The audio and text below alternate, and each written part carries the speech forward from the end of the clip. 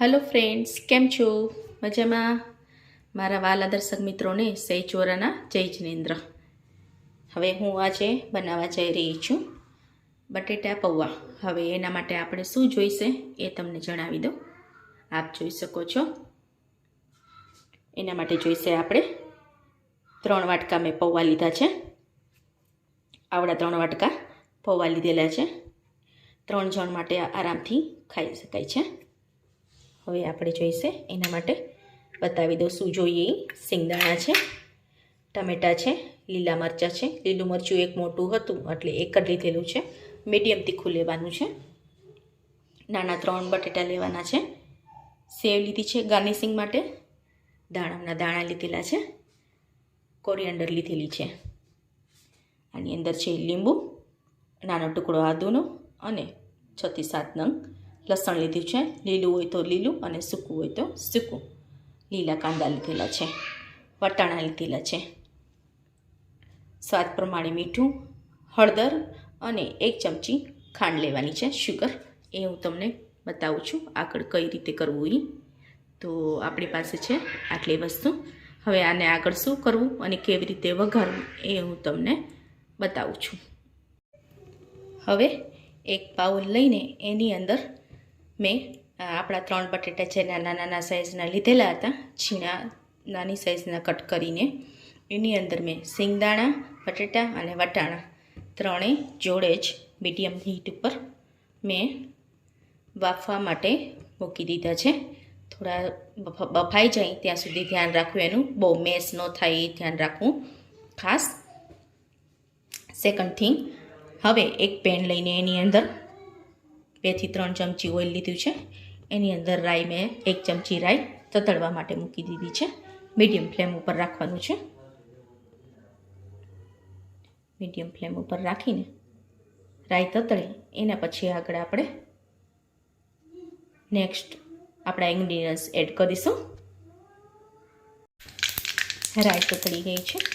એની અંદર મેં લસણ અને આદુ બેવું થોડો જ પીસી નાખ્યું છે. છૂંદી લીધું છે મેં એને. મીડિયમ તાપ રાખવો. ગેસનો ફ્લેમ હંમેશા કંઈ પણ વસ્તુ વઘારતા પહેલાં ધીમો જ રાખવો. લીલા અનિયન છે, લીલું લસણ છે, લીલા કાંદા,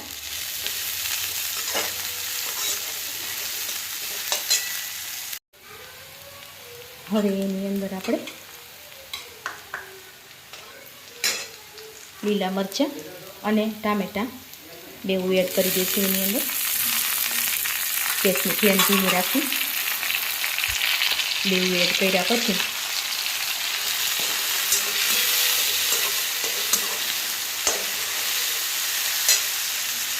મીડિયમ ફ્લેમ કરું છું.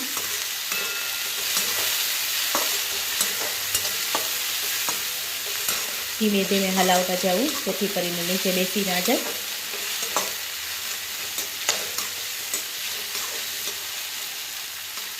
હવે એની અંદર 1 ચમચી સોલ્ટ અને 1 ચમચી હળદર છે આપણી પાસે એડ કરી દીધા છે એની અંદર. મીડિયમ ફ્લેમ રાખી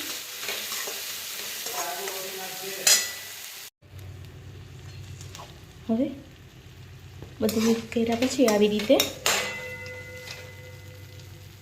બધું મિક્સ કરી દીધું છે મેં એની અંદર. આપણા બટેટા પણ ચડી ગયા છે.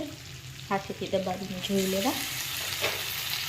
આવી રીતે પાણી નિતારીને થોડી હાઈ ફ્લેમ રાખશે તો પણ ચાલશે.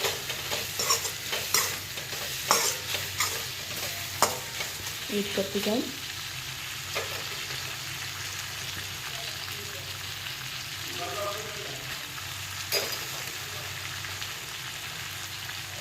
આવી રીતે એડ કરતી જાઉં.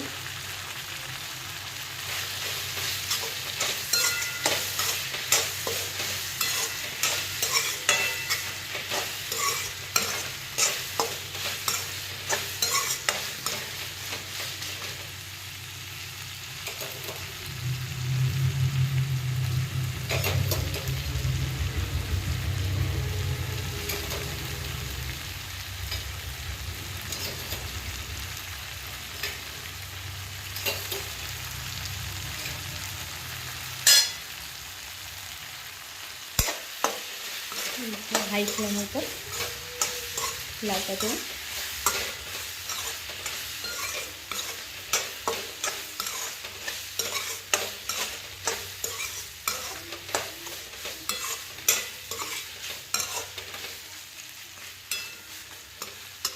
એની અંદર સોલ્ટ 1 ચમચી છે, શુગર છે.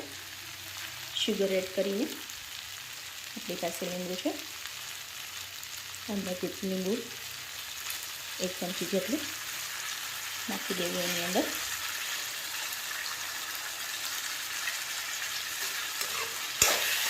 ગેસની ફ્લેમ હાઈ રાખી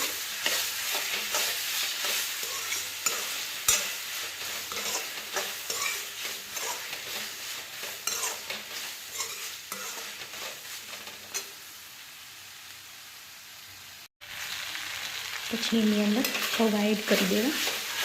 ગેસની ફ્લેમ હાઈ જ રાખવી. હાઈ રાખીને આવી રીતે ધીમા હાથે હલાવતું જવું.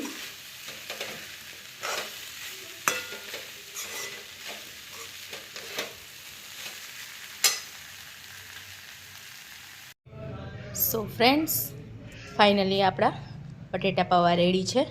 પૌવા નાખ્યા પછી 5 જ મિનિટ એને હલાવવું. બહુ હલાવ કરવું નહીં, જેથી કરીને આપણા પૌવા ભાંગી ના જાય. પૌવાને મેં 2 પાણીએ ધોઈને પછી એની અંદર નિતારવા મૂકી દીધા હતા ભાતના ચાયણામાં.